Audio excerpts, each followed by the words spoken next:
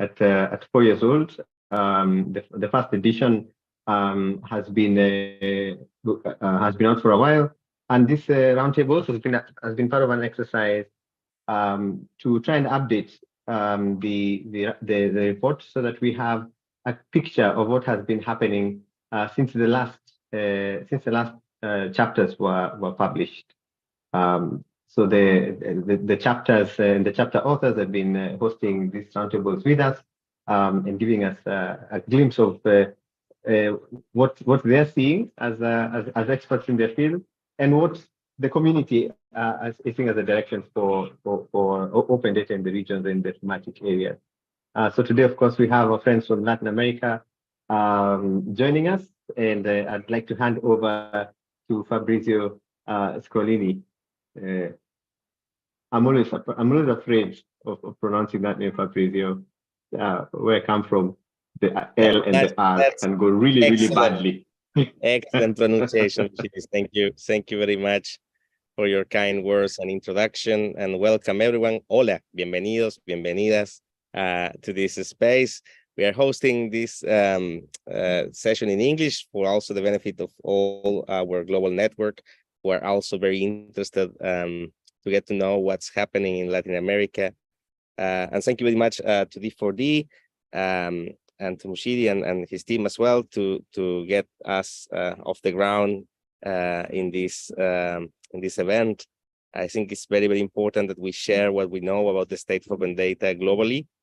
It's now more than 10 years that this agenda actually was launched. And so taking a stock, thinking about the future, I think it's part of what we should be doing at this stage and with this kind of maturity. And so today I'm joined by, I'm in great company. I'm joined by people that are doing and understand a lot about what's going on in Latin America and in the world. So I would like to introduce my colleagues that are joining me here today. Silvana Fumega. Silvana is a specialist on the intersection between data and inclusion, and she's the co-founder of Data Against Femicides, together with Catherine De Ignacio and Elena Suarez, and is also a research affiliate at the Data Plus Feminism Lab at the MIT, and a member of the Data Tanks Global Advisory Council. Since January 2013, Silvana has been an independent consultant and also acting as a global data Barometer projects director, one of the main projects of the D4D network. Silvana holds a PhD from the University of Tasmania, Australia, and also a master's degree in public policy from Victoria University of Wellington. And also today, I'm joined by Gloria Guerrero. Gloria is an expert on data and human rights with a focus on intersectionality. She holds a master's degree on public policy at the Hertie School of Governance in Berlin. And over the last 12 years, she has worked as digital strategy advisor for local and national governments, as a coordinator of civil society projects, and as manager of regional alliances from private foundations to foster the ethical use of data and technology. Her work encompasses civic and technology initiatives to change power dynamics, promote the inclusion and representation of traditionally excluded communities, and strengthen the civic space in Latin America. Furthermore, Gloria is tomorrow joining ILDA as her executive director. So congratulations, Gloria. Arturo Muente joins us from the Inter-American Development Bank. Arturo has more than 20 years of experience in open development and telecommunications and financial services. And currently, he's a lead specialist at the Inter-American Development Bank, where he's responsible for investment projects and knowledge products around data policies, civil registries, identification, and digital government. Before joining IDB, Arturo worked for a decade at the World Bank. Arturo is an economist from the University of El Pacifico in Peru, and has an MBA from Emory University in the United States of America. And crucially, all these three colleagues have played a significant role in shaping the way the open data field evolved in Latin America. So what I would like to do right now is to ask my colleague Silvana Fumega to give us an overview of the state of the open data agenda and the state of the open data work in Latin America, based on her experience and also based on the work that she has been leading at the Global Data Barometer. Silvana, the floor is all yours. Thank you, Fabrizio. Gracias. Hola a todos y a todas. The idea here is to do a really brief presentation so we can kick off the conversation. And basically what I like to say is that we can start by saying that after almost 5 years of the last edition of the State of Open Data, the agenda has changed and is reflected in many regions and in Latin America as well. To assess the state of data in the region, it is important to take into consideration as one of the resources, the score given to the region in the first edition of the Global Data Barometer that it was released in May 2022. Taking this work into account, in general terms, we could say that the open data agenda is at a standstill worldwide, and Latin America is not an exception. Open data agendas are not increasing, at the same rate that they were a few years ago, 10 years ago, as we were saying, or Fabrizio was mentioning before.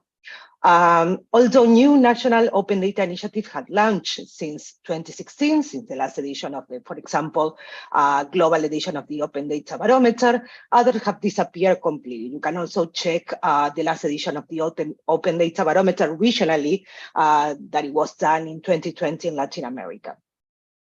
But I have to say on a positive note that wherever this initiative has been sustained, they are often now better resourced and more embedded than they were in the past. And in general, the open data principles have been embedded or included in a number of sectorial initiatives.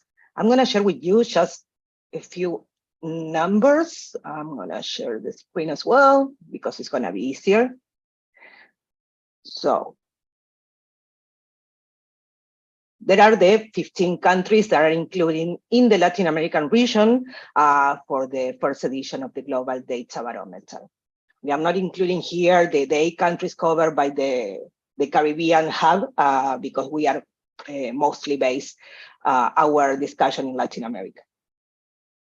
So what I have to say that basically the region 38.33 is just slightly above the global or the world average, that is 34.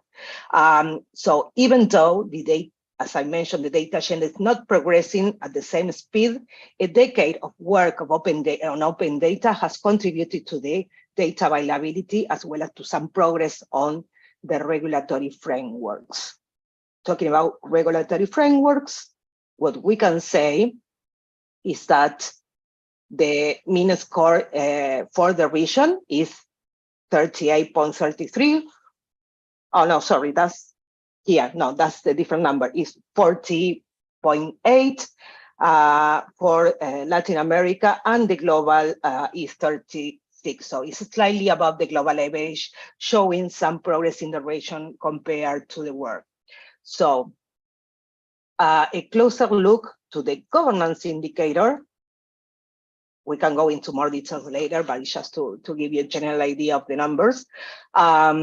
Individual governance indicators show some are performing better than others, with higher scores presented in data protection frameworks, 49.49, and open data policies, 53. You can see the numbers there in the slide.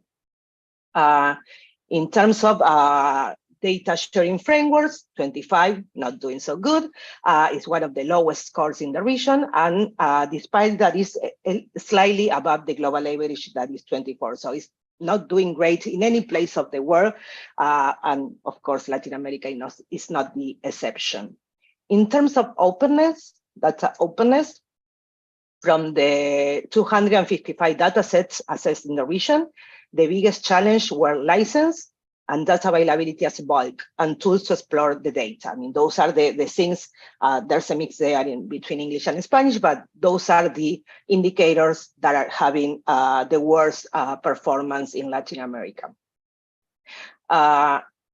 What I can say also is that for data capabilities, it's slightly lower to the world average. Specifically, government support for data reuse presents a significant weakness, followed also by concerns about the quality and resourcing of open data initiatives. A total of 14 out of 15 participant countries lack funding schemes to support the data reuse. 10 stated that the government does not conduct any form of information sessions about data reuse.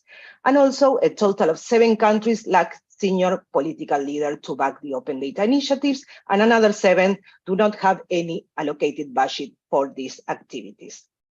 So I think those, especially those last ones, are very important to take into consideration when we discuss later the state of the region. But despite the regional weaknesses, more than half of the countries in the region are above the world average in terms of capacity building. It remains still a priority for Latin America, and and it's also an area where, I don't know, international cooperation, development banks, private sector, governments, and other actors can collaborate. So those are some of the main scores that we have in the region. So as you can say, even though there are some weaknesses, there are also really great scores in terms of the comparison with the world.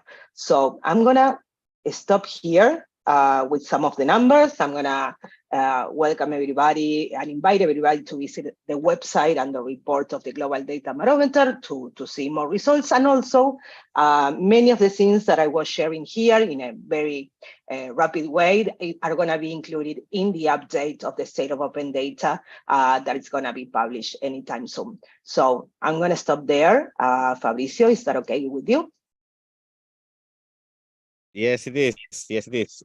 Thank you very much, Silvana, for that presentation and this introduction, which I think sets the scene for what has been going on in Latin America. Also, I think you should know that at the D4DNet website, you will also find the document that essentially has the information about the state of open data in Latin America, and is now available. So that's another source that you can access about what's going on. So to kickstart this, and looking at Gloria or Arturo, whoever prefers to go first. So after 10 years of this work, of this agenda in Latin America, what's unique about it? What's the defining characteristic, or the defining characteristics, if you want, about Latin America from a global perspective? What's your take on what has been happening here and what's unique about it?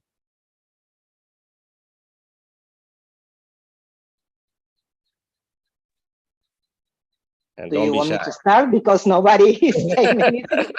I can be really brief. I mean, because of the things that I was mentioning before, I think one of the key aspects, and I think all of us could share this thought, is that the open data movement in Latin America has as one of the main characteristics and one of the main strengths is the community. The people and organizations have built the agenda for more than 10 years.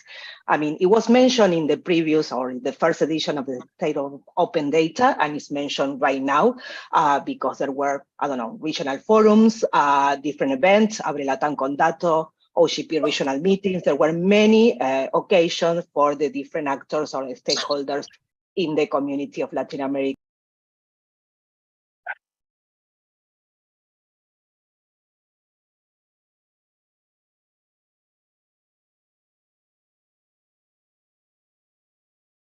Silvana, you're on mute. Oh, I was mute.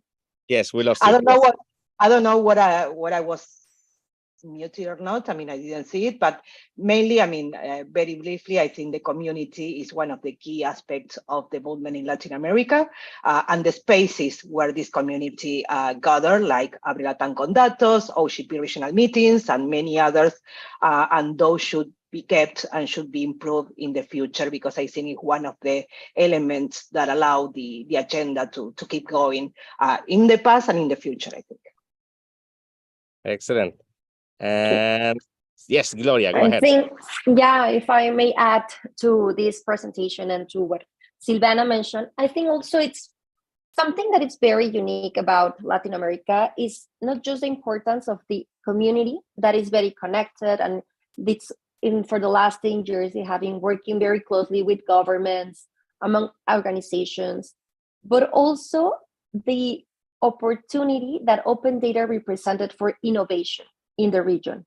I think it's important. We have Abre Latam, we have these spaces that are regional gathering, but also during the last 10 years, there was a big boom of initiatives in talking about civic technology, different platforms that use the open data opportunities to develop innovation, to develop new tools, to engage citizens, new tools to help the government to be more connected with its citizens.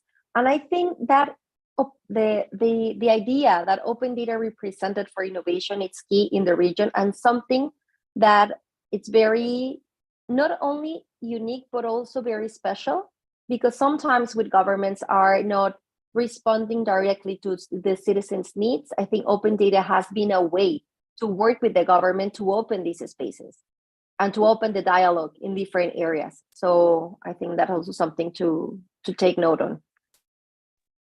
Community, innovation, and Arturo, what's your take on this one? Well, first, thank you for the invitation. I'm really honored to be here. I don't know what makes us unique because I'm not that aware anymore on what's happening elsewhere. But I do agree that the community, and I've been told by colleagues and people that work in this space in other regions that it's really something they envy. No, the community, the strength of the community, the way we collaborate. I think it's something that by far I think is among the unique characteristics that I think we have as a region. I think, and this is not unique for the region, but when we talk about Latin America, sometimes we immediately think on the sort of reference countries. No, we have 3 or 4 countries that usually have been leading the global barometers, being the open data or the global data ones. But we have between 15 and 20 countries. We have 26 member countries, some of the Caribbean, and they are spread across the spectrum in terms of maturity, in terms of understanding of the agenda. So even though we have this big community in terms of advances and implementation of the agendas by governments, I think we have a mixed sort of a snapshot, if we want. And that, I think, has not changed that much. Lastly, what I would say is that, and it's related to another thing that we may hopefully touch on later, is on one side, the complexity of the agenda, and that is global. But also, the complexity, of course, Silvana was showing a snapshot of that in terms of protection and sharing. I would add new technologies such as AI and how they rely on data and how open data may or may not have a say and a role in the development of AI tools. And I'll stay there because we have a whole huge discussion that we could have and will derail us on that. But there are many sort of varied stages of development, and in some countries what we see is it's irregular. No, some countries have been up and they go down and they up again, and I think that's on sustainability, which I hope we can have time to touch on later. But the sustainability of the agenda in some countries has been, up with ups and downs. I'll leave it there. Great. Actually, I think that's a good intro for the next question we have for you. We have tabled for you, which is about what has worked in the last 10 years.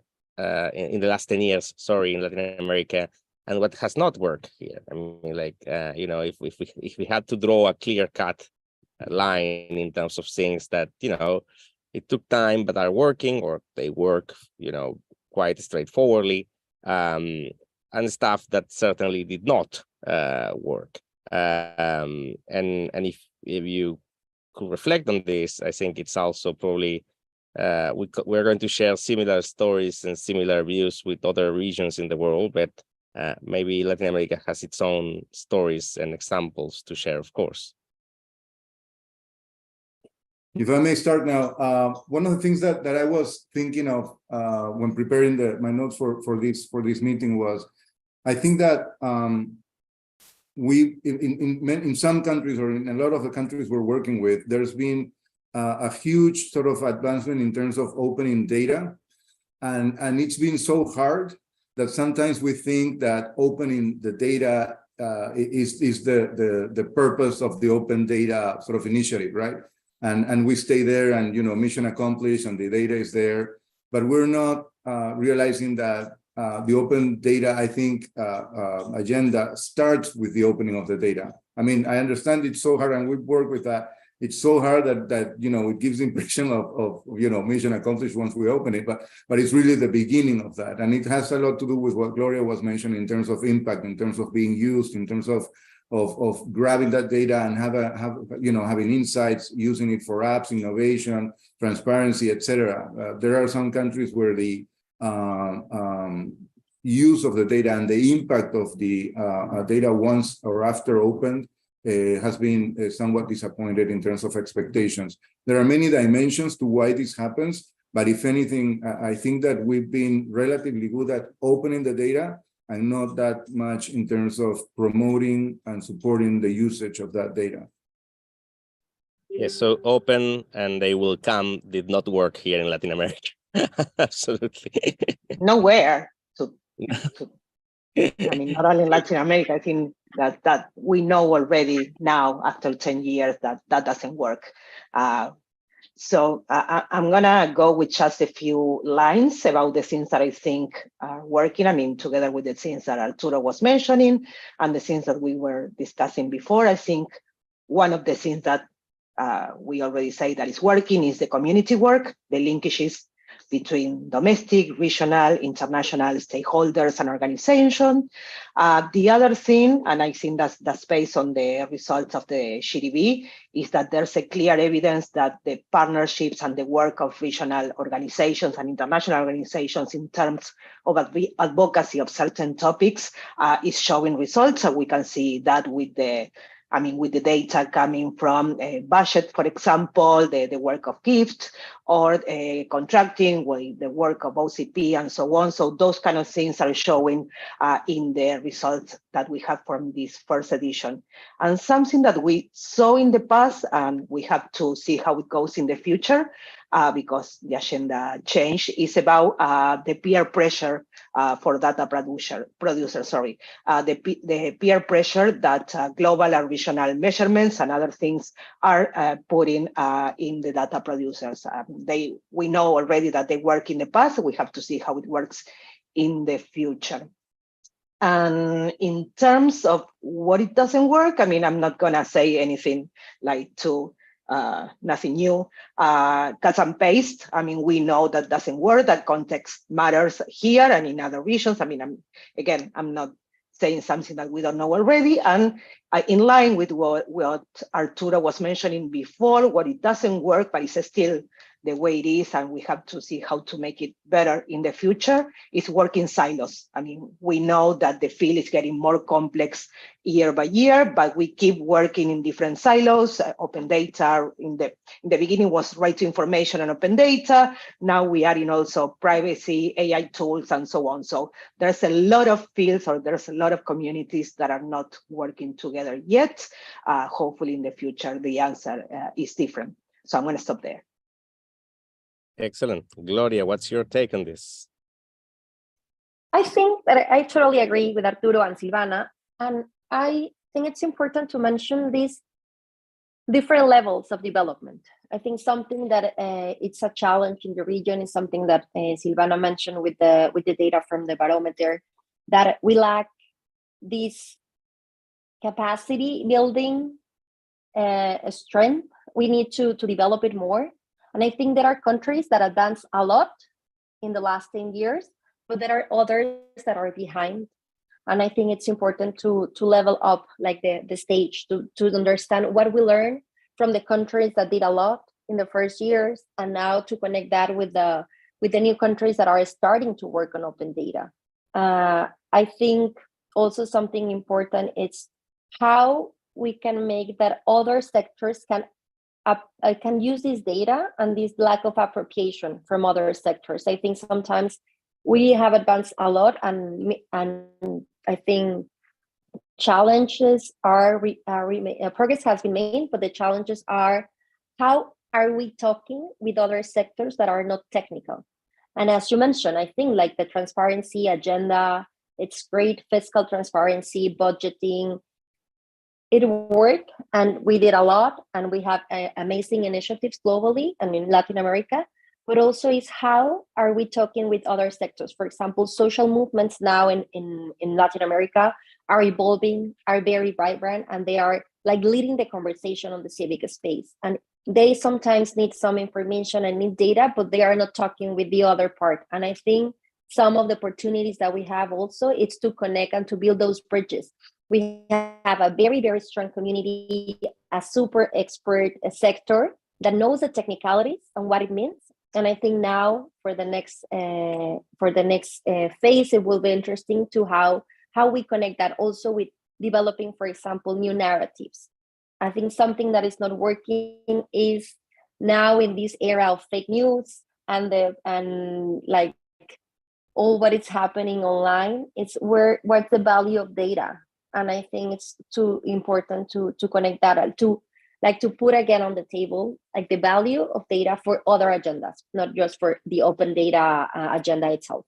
And something finally that I think it's important to mention here, I think something that has worked before is to use the open data agenda as a tool to open up conversations with governments, with international organizations. And I think something that we cannot lose, not just in Latin America, that we are seeing that sometimes the political will is changing on this agenda. And some organizations that used to lead the open data agenda in some countries now are under budget, or they are being threatened. So I think it's important to remember that we can use open data as a tool to open up conversations, to sit with the governments, to sit with different parts, but also to connect with the others that have not been on the table before. Thank you, Gloria. So what I hear there, it's yes, a lot of issues around innovation and the possibility to use open data for innovation, but also for opening new ways of participation or new excuses actually to address participation issues and democratic deficit issues as well in our context, which I think is super important, and as well the work of excluded groups and connecting this with all the three of you have made really excellent points. So if you were to signal, if you were to think about a particular example, particular projects in Latin America that are actually showing the value or showing a bit of the way of where the region should go, do you have any of them that you would like to share, or any initiative? Doesn't necessarily need to be a particular project or initiative, or yes, that actually you think is the way to go. Can be a policy initiative, can be a project in itself. Is there something that you would like to share with our colleagues that could essentially help them as well to identify what's happening here? I could say not a particular project or initiative, but I think it's need to mention, the projects merging thematic lenses with data. Using data, because that's what we are talking. Publishing is just the first step, but using data with a particular purpose. So in that sense, topics like gender, migration, climate, the work of ILDA, social tech, data UI, to name just a few. And also I'm thinking about independent media outlets using data and producing new data as well, such as, for example, I don't know, El Surtidor in Paraguay, or those kind of examples. And I think the combination or the link between the open data agenda with the thematic lenses is something that we need to keep working on. And I think that's where, is the way to go. The open data agenda as a purpose, as Arturo was mentioning, I think needs to take another step and focusing on the thematic lenses.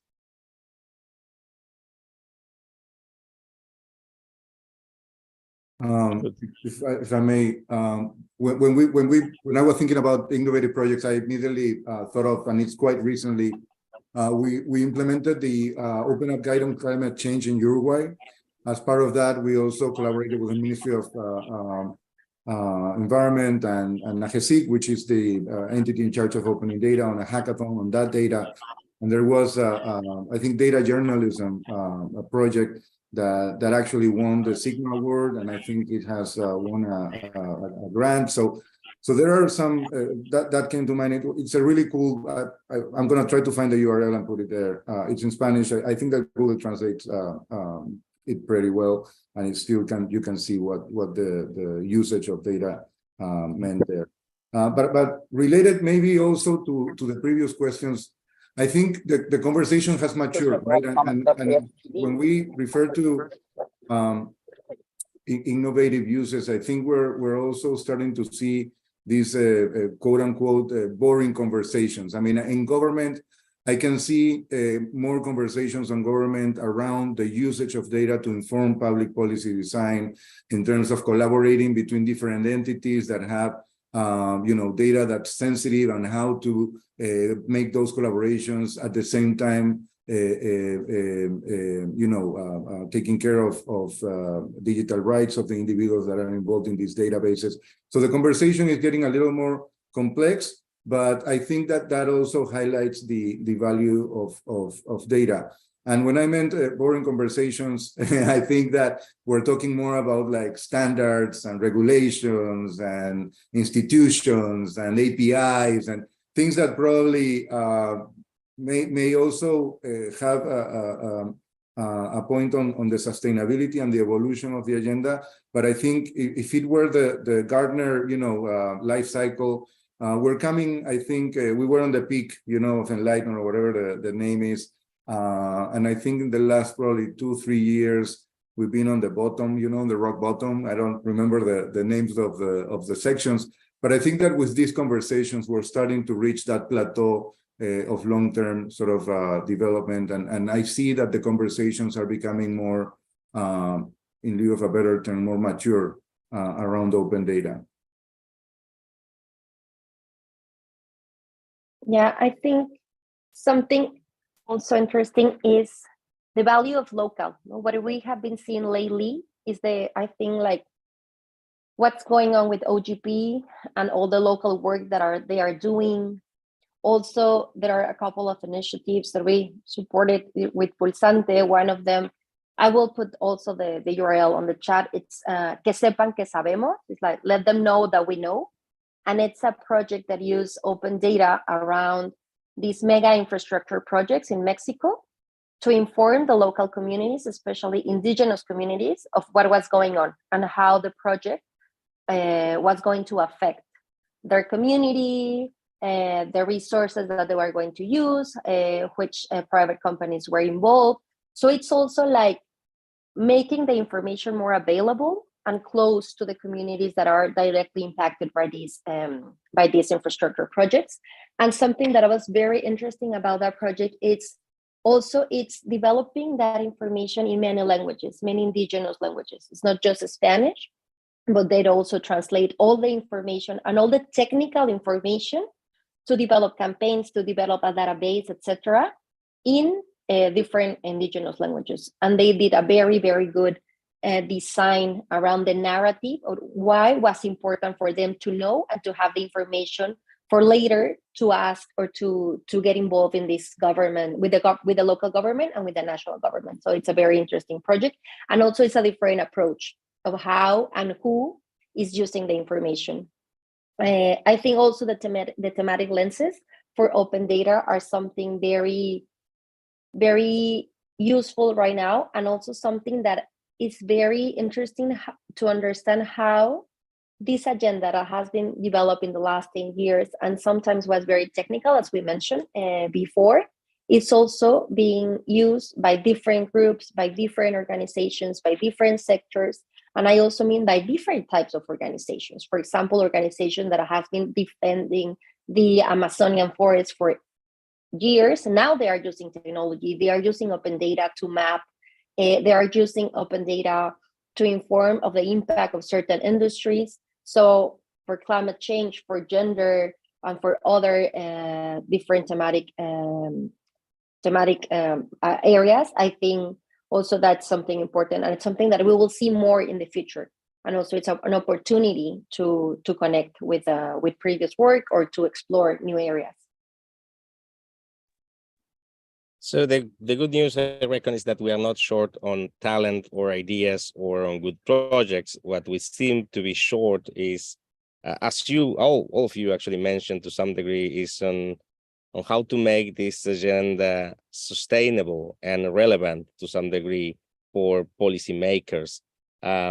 So that's actually my next question, which seems to be aligned with the data that comes from the Barometer, also with the accounts that Gloria and Arturo provided about this, about the current situation. So what do you think about the steps necessary to make this agenda, the work of this community, more sustainable in the long run? And also, what do you think how to make this agenda more relevant to policymakers?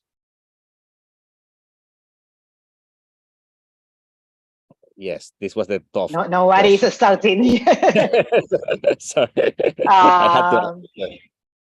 I'm going to say something that is probably not a recipe. There are no steps or things like that, but I would say that there's a need to keep working on how to showcase the value of opening data, value in all the sense of the word. I mean, not talking about social value, economic value, and so on. There's a need to keep working on that, because I think we've been discussing for the past 10 years about how to open data, what are the things that we need to do, what are the ways to publish it, and where they're supposed to be published, and so on.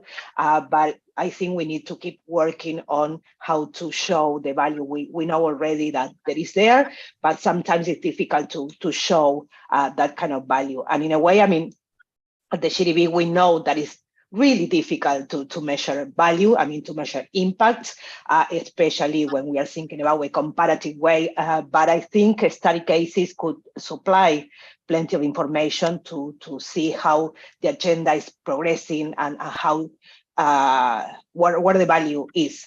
And just to say, I mean, in line of the same things that we were already discussing, I think we need to pair the open data agenda to the value, to the use that are included in other agendas, for example, AI, as many others, because we know that in many cases, the open data agenda is not at the center of the discussion, but many of the things that we are discussing today are here because we started 10 years ago to discuss the value or the work on open data. So I think we need to take advantage of the other conversations that are going on and include the value of data in those conversations as well. Great, thank you for taking that first, Silvana. If I may, Fabrizio, Go. I would only add, and I think I mentioned it before, you know, institutions and regulations in terms of sustainability, because what I've seen is that many countries were pushing open data initiatives, focusing more on the opening of the data, on the work that they were doing, on the you know, using the data, on the impactful initiatives, etc. But unfortunately, we are in a region where, you know, political changes may finish or deflate these efforts unless, or at least in a lesser extent, unless there's an institution behind it, rules and regulations that may sort of create you know, scaffolding around these initiatives that may help them prevail. So for me, that's also interesting in terms of sustainability. That conversation with the other topics that Silvana mentioned, I think, is also important. Again, going back to the uniqueness, I think Latin America was one of the first regions where the open data agenda really exploded in the first years. Adoptions to the charter, open data initiatives, etc. So I think we have that experience that needs to be realized and translated into these sort of sustainable initiatives. So yeah, I would stop there. Thank you. Yeah, I think for me, I will add, I think also this the importance of political will to continue advancing in this agenda. I think that maybe for the last years, maybe 4 or 5 years, we saw that it was very challenging to continue working on this agenda in terms of transparency. And we saw what happened with Bolsonaro in Brazil and other countries. But also now we have, I think, an important opportunity because those governments have changed. And we are seeing Chile, for example, Colombia, Brazil. And I think it's an opportunity to refresh the agenda, to start new conversations, to have a different approach on how and where these new countries and these new governments are going to take, how they are going to get involved with the open data agenda, and I mean this new open data agenda. And I think it's important, and it will be interesting to see that.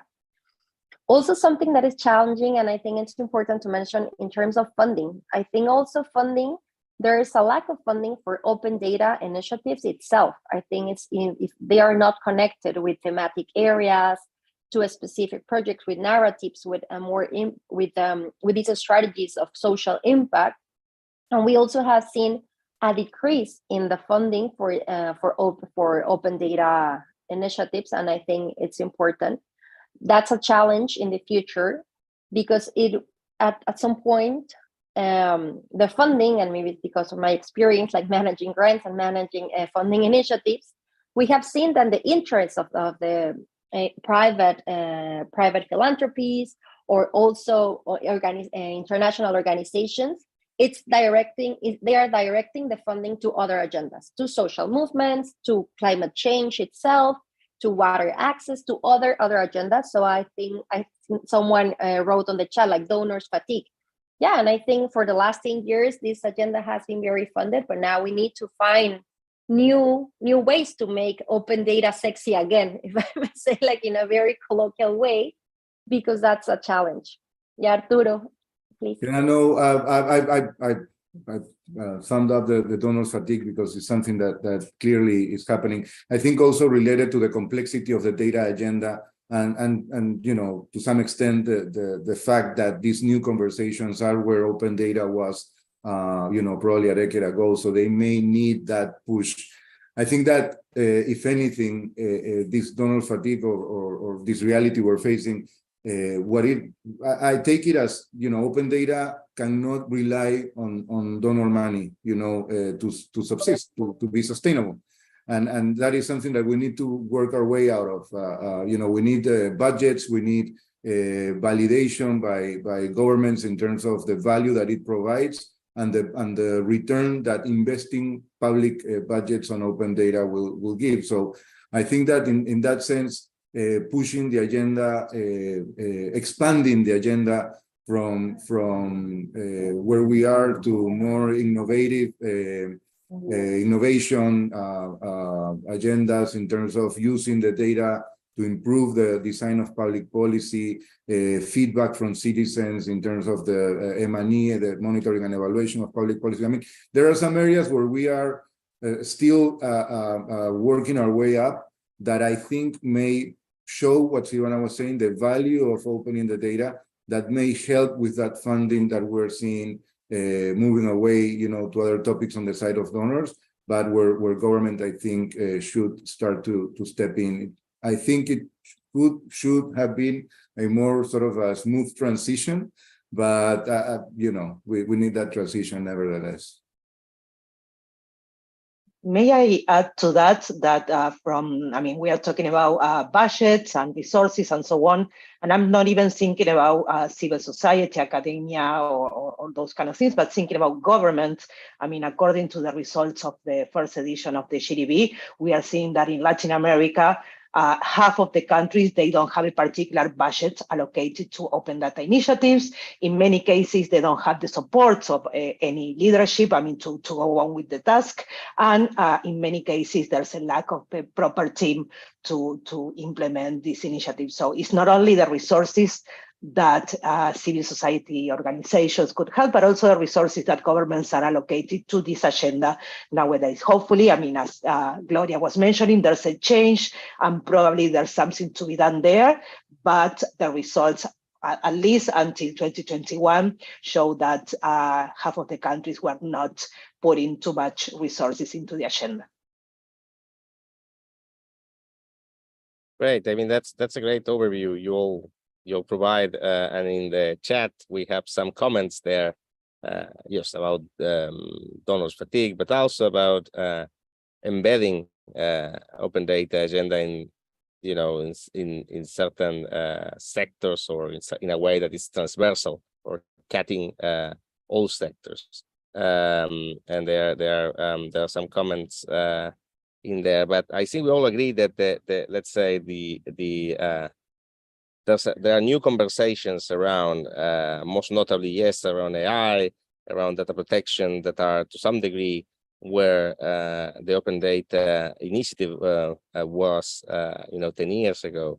And I think that's rightfully due to the fact that we have also a new agenda in place, and it's more complex. And thinking about then the evolution of this agenda, I mean, what's the take we should have here? Should we aim for a more holistic approach in terms of data agendas? Should we, if we do this, how should it look like?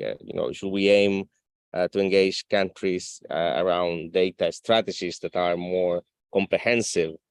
Should we connect that more clearly with issues of data protection, issues of data sharing? I mean, how do we essentially envision this in the long run? And this is, by Arturo's definition, the boring question, but also a strategic one in terms of how how do we structure this dialogue forward? Yes. So yes. I think that the conversation is the landscape is getting more complex. I'm not gonna show it. Many of you already have seen the map that I usually use to explain this. Popping up of different data sort of conversations that are not talking to each other, but are starting to blur the borders or lines between them. So having this big, we are going to provide them a copy of that map for the people online. That's one of the best representations of the. I was going to mention that. I mean, the graphic that is right. Please provide it on the chat. I think it's very but it speaks to that need. Now we don't want additional layers of bureaucracy, of course, but we do think we need some coordination. Someone is mentioning, Christian, the appearance of these data governance concepts, and we are also pushing for that in terms of organizing or coordinating these different agendas. On the other hand, if you, I think we may have a webinar recorded somewhere. I'm gonna see again if I can put that online, but the government of Korea, what they've been doing is their 5-year plans for their open data strategy, but they have been so comprehensive. I mean, that in practice, if you actually see what they're doing, it's a data governance exercise. They have the data inventory. They know every database that every sector ministry has, with the aim of saying, okay, open by default, which are we not going to open? So they have the conversation on governance starting from open data. So it's not that, different thing. It's not like a different conversation. It's the same conversation, and it's just the emphasis we put on some of those different groups than others. But I think that integrated kind of view of data is not just a trend. It's here to stay. I think it's the way of the right way to understand what's going on. But the problem is that in that conversation, open data, I think is diluting a little bit, and I think that it should not. It should be, I think, one of the driving forces of this exercise. May I add to what? Oh, sorry. No, Silvana, go ahead, and then I'll jump in. No, just very brief that to what Arturo was mentioning about this approach or this conversation, that we need to add the different topics to the conversation, because at the end of the day, it's only one big conversation that we need to have.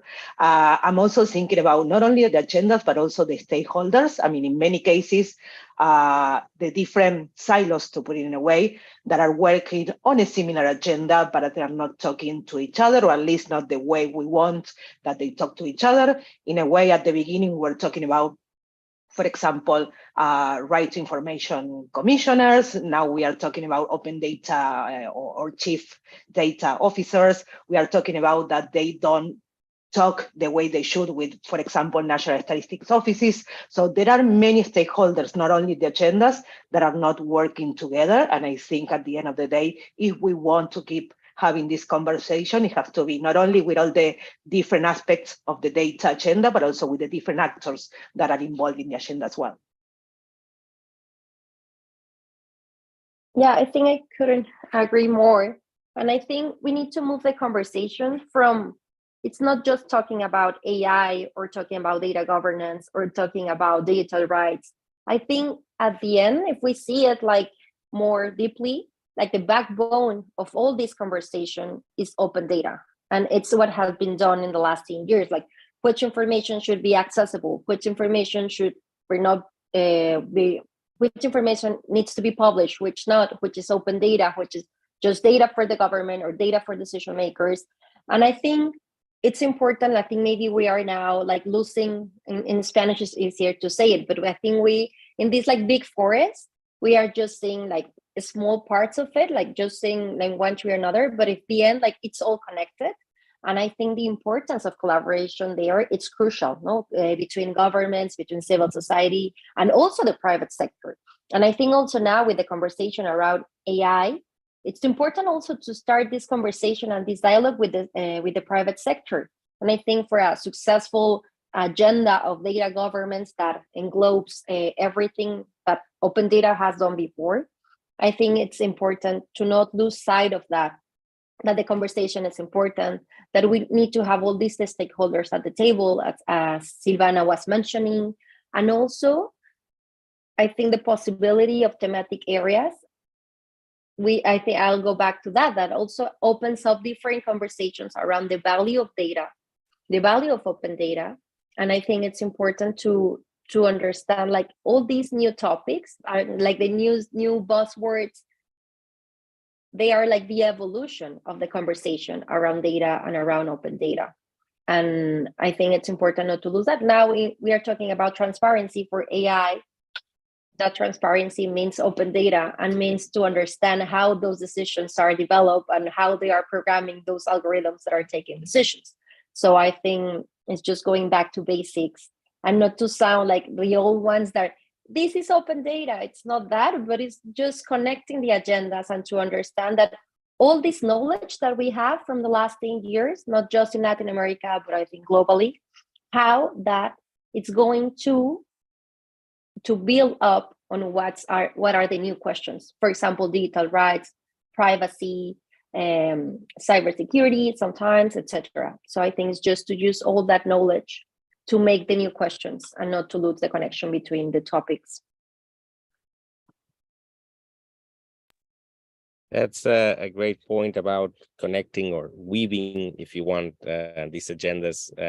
And that actually links us to one of the questions we got here from the audience, esteemed colleague Fernando Perine, and say a question many mentioned is that new links, opportunities around open data and AI, and could the panelists develop further? What are these opportunities and challenges? How open data and AI initiatives are connecting or not in governments in the region? And I don't know who wants to take that one. I can take a first step and just off the top of my head, and I know I'm not going to be exhaustive, but you know, AI at the end of the day depends a lot on the quality of the data that's fed and on the algorithm that's behind it. Just on those two, and the algorithm, of course, itself may also have some sort of inherited bias by the developers that created that algorithm. unless it's an AI that created the algorithm, which can also happen. Anyway, so the quality of the data that's feeding that AI is important. And if you're using open data, then the quality of the data that you're publishing becomes important. And we come from at the beginning, quality was one of the excuses for not publishing data, right? We've always said, publish it and the quality will improve in the next generations and iterations, etc. Well, I still think that, but we need to be more aware of the impact of the level of quality of the data that we publish on potential uses by algorithms. That's like using the open data on algorithms. For government, the use of algorithms on data, of course, as Gloria was mentioning, algorithms used by government, at least as per the data protection legislation is concerned. So in terms of using personal information, it should be either opened or audited, right? There's no other sort of thing to do. Now, that's not being enforced a lot across the region, but we have to also think about the importance of having those sort of due process around the creation of those algorithms. That's a little bit on the risks. On the opportunities, I think it's the upside is infinite. We were talking the other day with a country in terms of using AI to feed the whole legal framework of a country so that you can actually understand through a chatbot what kind of legislation there is in any topic, and even find inconsistencies in the regulation, which currently is hard just because of the way we managed our laws and regulations. That's one that came to mind because I had it like last week, but there are many sort of opportunities in terms of using AI, identifying, we could use AI actually to identify those purposeful sort of data sets that could be prioritized on the open, to be open, for example. I mean, there are many opportunities there. It's just understanding how the technology works, because once you understand how the technology works, you will see the challenges and the risks immediately, I think. Yeah, I would go with the same line that Gloria and Arturo were mentioning. I mean, we are talking about these connections because we've been talking about data openness for quite a long time. And in many cases, I mean, talking about the quality and the sustainability of the opening of data is related to the quality or the way in particular, when we are talking about public interest decisions, the way they are made. I mean, we need transparency to understand how it works, and also we need to have quality of data. And in that sense, I don't want to go further, but we need data that is not only with good quality and is sustainable and is updated along the way, but it's also inclusive. I mean, we need to have data that is representing the whole society and not just some of us. So in that sense, I mean, there are many aspects that could be included in the conversation about which data we are using, which data, or which groups this data are representing that we are using later to affect the society as a whole and different public interest decisions. So there are many ways that we can start the conversation and link one conversation to the other. I think also, like, to Fernando's question and with Arturo and Silvana explanation of like the connections. And I think also it's important to mention that the open data community, I think, has a say and can be leading advocacy strategies for AI to be more transparent or to be more ethical. And I think it's important. And the big risk of AI is like, it's going to replicate the biases that we already have, that discrimination, gender violence, etc. So I think there is an opportunity there to understand how we can avoid those biases using and giving the right approach to the data that is being used. And there's a lot of experience on that on the open data community. But also, I think AI is not just like the next bad guy. I think the idea also of the possibilities that AI open, as Arturo mentioned, and how I think that in the region there were like initiatives, for example, using AI some years before, for example, to identify possible corruption cases or to identify red flags on budgets, on public budgets. So I think there are a lot of opportunities, obviously also after the pandemic and what happened with COVID, in terms of health and in terms of how we can make better decisions to allocate better the vaccines, for example. And AI has shown that there are a lot of good uses for it. And I think it's just like not losing that of sight, but also to understand that we need to be there. We need to monitor what is being done with AI, how and who is using those technologies, and who are going to be the affected or the benefited ones.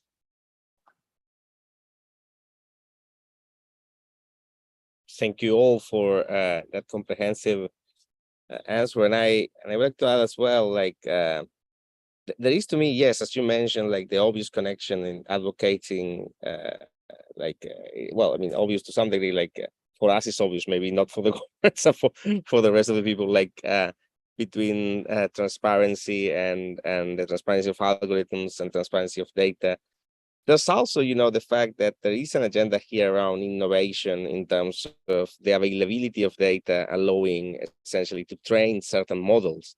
And that's interesting because, yes, I mean, those models could be actually useful as long as they are in the right context and trying to solve the right problem. And here is where, you know, like I think the open data community has a lot of expertise as well, like in answer, you know, what is the right question that we should be posing, how these models could actually, you know, work. I mean, I always quote a work in the work that Empatia did with the Fundación para el Conocimiento Abierto in Brazil, essentially, you know, using the data from budgets at the local level to monitor the execution of those budgets, or to monitor the official gazette to understand basically the patterns in, you know, procurement in government.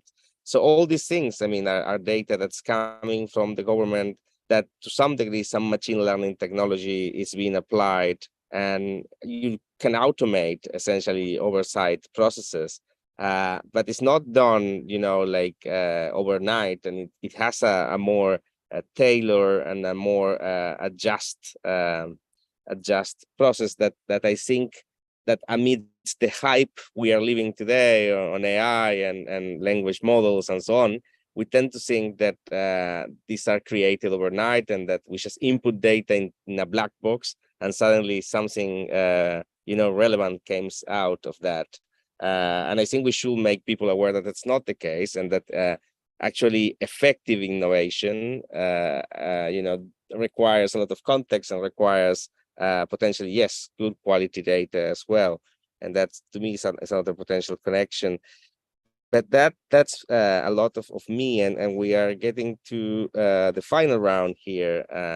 So if you were to think about the future of this agenda, let's say 3 things we need to be doing in the next few years, what's your take? Where should we go? What should we be doing in Latin America and in the world? So we have people here from all over the world. So be bold. Let us know your thoughts. And don't be shy, whoever wants to start. Once again, I'm gonna be brave and go first with things that we already discussed, and they were mentioned by Gloria, by Arturo, by you, Fabrizio. So one thing that I think is clear, that we need to pair conversations of the open data agenda to other conversations, machine learning tools, and so on. That's clear, and it's something that needs to be done because there's a clear connection there. The other thing that I could think of is to start working with other actors. I mean, not only talking about one particular agenda with others, but thinking about the different stakeholders that probably we need to work closer in the future. And in many cases, I mean, like I would say before, I mean, in the particular case of Latin America, community is one of the strengths that the region has. So keep building that community, probably making it broader because we are including other topics. So keeping that work and keeping those conversations are important. And one last thing that I could think of, because of the things that you were mentioning about designing tools that magically have some kind of public interest decisions.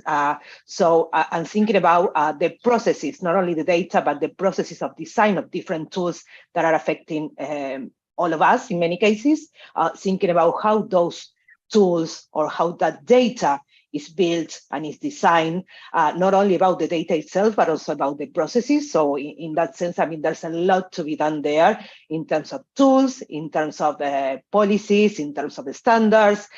So there's things to be done there to for the future. I mean, for the agenda, for the data, not only represents a few of us, but the whole society. Thank you. I can take a stab at this.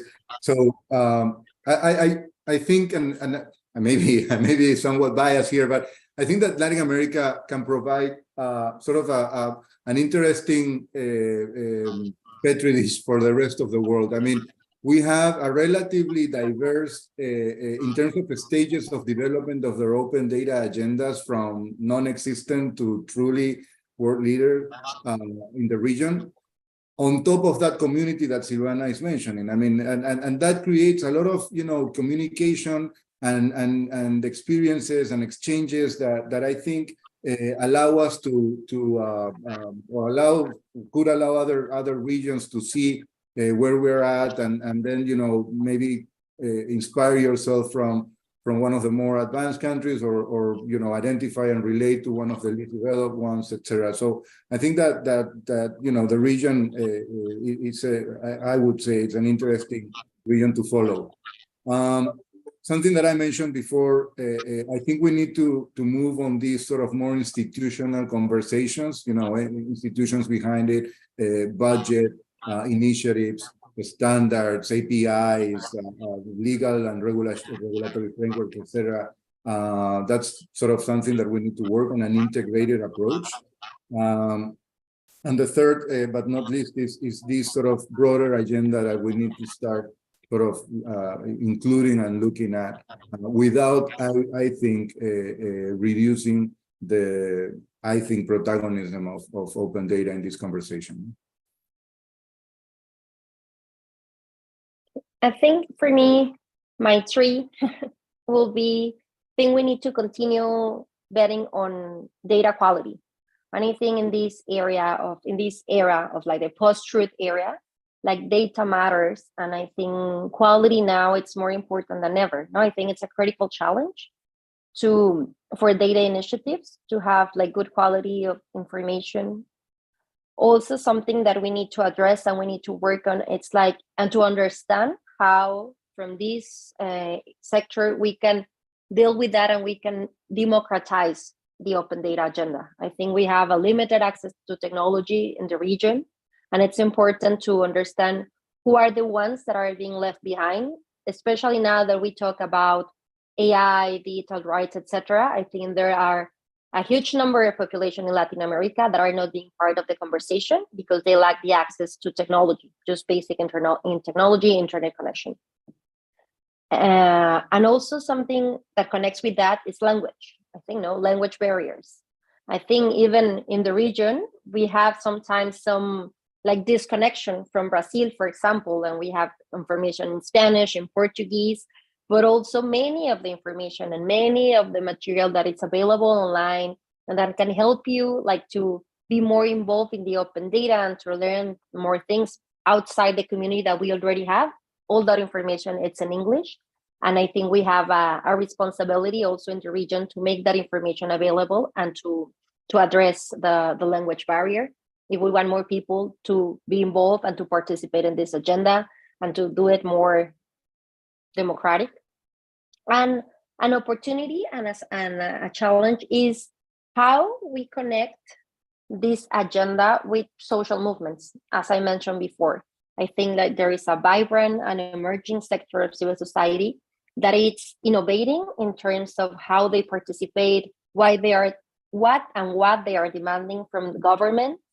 And sometimes they lack the technical expertise to just data, and I think there's an opportunity to build a bridge there to develop or to propose policies, to have a dialogue with the government, and to build in a more connected way. So I think if we connect that and we talk about how data matters for this systemic change, and especially to have better democracies. And I think it's something that we in Latin America, we see also the barometers that people is not trusting in democracy, but I think data can help that conversation and can help to prove that democracy can work for all, but also that the information and the data needs to be accessible for all. So I think that will be something very good to have in the future and to work on for the next 10 years for our sector. Wow. Well, that was very, very ambitious from the three of you, actually, and it's actually a full agenda. So yes, it's about diversity we have in the region. It's about inclusion. It's about thinking about the future of our democracy and the way data connects to that. So it's an amazing agenda, and hopefully we took notes and we actually have this recorded, so we can share it with more people and actually revisit this dialogue. Once again, I would like to thank my colleagues at D4D for hosting this event, to thank our generous speakers that share with us today their thoughts and their vision and experience, and to let you know that this recording will be available. We are going to probably take a few notes and publish them. And as well, of course, you can visit the D4D website, where there is an update on the state of data in Latin America. And of course, the Global Data Barometer website is available. And on that note, muchísimas gracias. Thank you very much. And I hope you have a great afternoon, evening, or morning, depending on which part of the world you are right now.